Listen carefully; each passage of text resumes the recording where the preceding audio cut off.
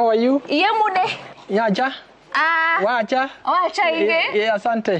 Karibu Josco Farm. Thank you so much for having us here. How are you? Fine, thank you. Karibuni. Nimetembea hii ziwa region yote, naambiwa hujafika Josco Farm. Huko ndo utaambiwa mambo ya dairy. Ikabidi tumekuja. Karibu. And you have a very good farm. Nataka nipatie ka history kadogo ka hii shamba. Ulianza wapi? Ulianza lini? Na kwa nini ulianza? Okay. Yeah. So my name is Joseph Serone. This is Josco Farm, Kambugo. We are 4 directors. Me, myself, Joseph Serone. My wife, Constantine Serone. My son, Bethuel Serone. And the wife, that is my daughter, Agnes. And Nancy Chepkoech. So, Karibuni. This is a farm which started way back 38 years ago with the only 1 cow. I was given a cow by a friend called Dauti Rogony, just a neighbor here, Asia. I brought it. And then from there now, I started actually developing. So before that, I had to plan what I wanted in dairy. So I traveled all over.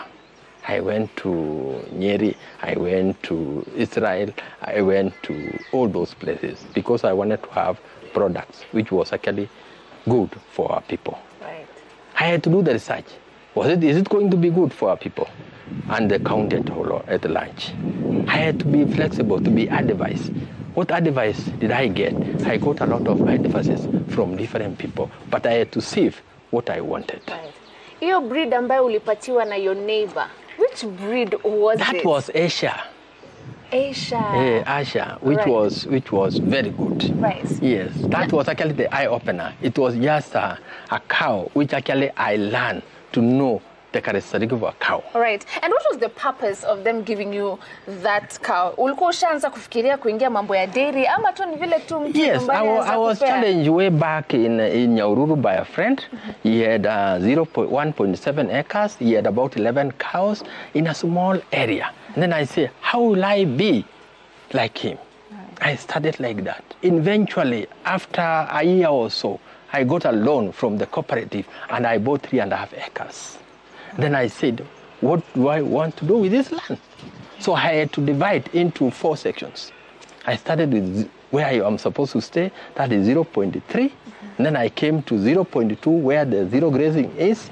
And then 1 acre, the fodder, that is a napier grass. I used to plant old napier grass. But with the new technology, I have pangchong and then I have chung cow, which is very good napier grass. And you're also growing that variety here? Yes, right. We have very good. In fact, 90% of our actually animal feeds is actually from napier grass, which is the latest napier grass in the world. By the time you were taking that loan from your cooperative, yes, was it also the time when you still had 1 Asia breed, ama by then ulikuwa ushaanza to expand? No, by then actually I didn't have any.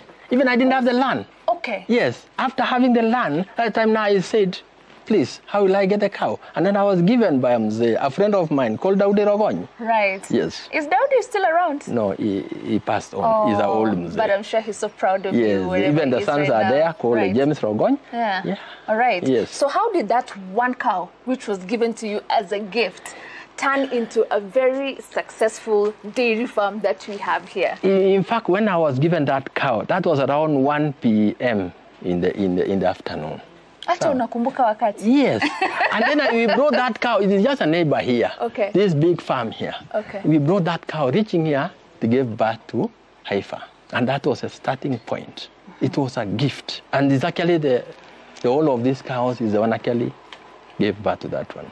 After some time, I had to sell that cow and I started now having what I wanted. Because my head was actually, I wanted Frisian cows.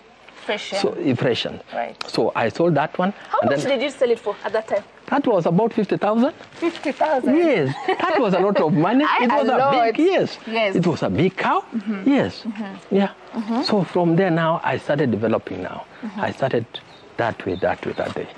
One of the days, I went to Nakuru. There was this agribusiness in Nakuru. And then I had a few coins. I bought 2 Frisians. At how much? I'm very keen to also 250,000. 250,000. Each? One. That was $500,000. I brought it, and that is Nakuru. And then we have another one, Joro. Oh, you still have them? Yes, I still have them. It's an old one, but I still have. That's about 8 calves. Those were your first Frisian cows. Nakuru and? Njoro. Nakuru and Njoro. Yes. At 250,000 yes, each. Half a million. Right. From there, now I started developing. I had to have the heifers. We have heifers here. We have about 16 heifers here. All of them are in calf, apart from the far end, which is there. The one which are there, actually they are in calf. They're about to give birth. These are lactating cows. Is about to give birth. Right. Yes. So when we are talking about expanding, umeenda ukanunua your 2 Frisian, you know for sure your conviction is you want to get into the dairy farming space. Yes. What are those things that you need to make sure umefikiria vizuri, umepanga vizuri, ndio ukileta ng'ombe wako nyumbani usianze tena kustruggle? And also some of the mistakes that you made then that another farmer who's listening now who will not make. The first thing is actually to have the feeds. Feeds first, before even the structure. You have to have feed. You have to take care of the feeds. How many cows do you want to keep? And what will be the future for that? Once you have finished that one, you go now to the structure.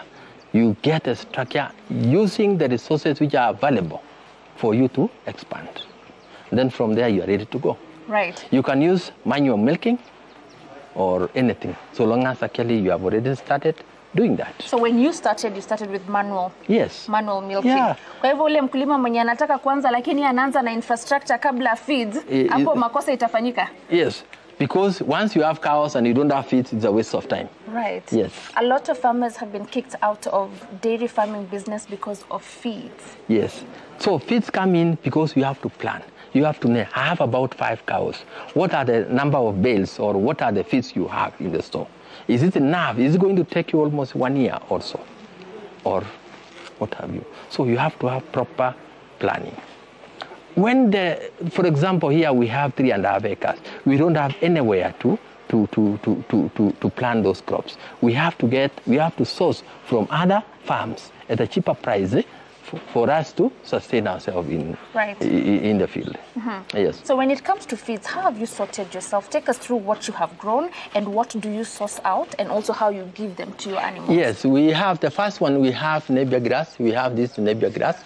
This is about 1.5 acres. We normally actually cut every morning to our cows, and then we have the dry matter. That is the bomaros, and then we have maize germ. After milling the hay, we put it there, we mix, and then from there, we go forward. It's already taken care of. Even if we go and mix the bomaros, we have enough Napier grass to sustain us for the whole year. Initially, did you go through any tough challenges with making sure that you have enough feeds for your animals? Yes. Tell us that experience. How was it like? It was a bit tough because most of the things we didn't have the right value source of bomaros. So we used to go up to Nanyuki to get even bomaros. And to bring from there up to here was a bit expensive. So with the scarcity of money, that's where the challenges are. Yeah. How important is bomaros? It's not important. It depends with the stage of the bomaros. There's some which actually just a feeder. So when it is actually about to tassel, you cut. Then from there, you feed into your cows. Right. Otherwise, when it is dry, it is just a feeder. Right. Not good for your cows. Good. Unless you mix with others, like the Napier grass, then you add the value. Like now, Chunkao. Chunkao is 18.6. What is Chunkao? It's giving me such a Chinese name. Yes, Chunkao is a Napier grass from China. It's very fast in growing. It is actually protein content is very high, and growth is very fast. Are many farmers growing it now? Yeah, we are introducing. Because we want each and every person in Uasin Gishu to have Chunkao. Apart from Pangchong. Pangchong is from Thailand. So you're also growing the Pangchong? Yes. Pangchong is actually 90% of Pangchong because this one came much later. But Pangchong came earlier. How do you grow these varieties? Where do it is just normal. You just cut the stems. You just put in your plant, and that is it. Right. Yes, and then from there you do the management, crop management, like any other. So as of now, sensitization is being done to farmers around Uasin Gishu to grow these new varieties. That is actually our prayers. We need each and every farmer. They normally come and we give them free of charge. Initially, we used to buy one stock like this. It was about 50 shillings. But now it is free from us. From you, specifically Josco Farm? Yes. Good. Yeah. Because we want to enrich our fellow farmers. You really want to see the success stories in Uasin Gishu County. Yes. Now, after I have managed to align my feeding program for my animals, we're getting into infrastructure. How should that look like for my successful dairy farm? Yeah, if you see this one now, I'm trying to modify to make it better. Because of the scarcity of the laborers, what have you, we want to do what we call robotic way of doing things. Actually, we just operate, me and my wife, and my son, of course. This shamba is divided into 3 sections. We have dairy, we have horticulture, and then we have seedlings. My wife is the one in charge of the seedlings there. My son is in charge of dairy, and I'm the one who is in charge of although I'm overall director to oversee the whole thing. So for infrastructure, nikitaka to make sure wanyama wangu wako comfortable, what are those things that I need to make sure I achieve? First, use the infrastructure as per your income. Don't fall into the infrastructure without actually certifying the feeds and the animals, because you can have a simple structure and you have quality cows. So simple structure is important. Yes, like now this one we have 0.2 acres for our animals here, and then we have almost 30 cows. What made you go for this particular breed? Because there's so many other dairy breeds. Why? Because of its volume of milk in that Holstein Friesian. When you go for the Holstein Friesian, you are sure of expansion. 2, when you go for the Holstein Friesian, although it's a bit complex, but you can easily manage.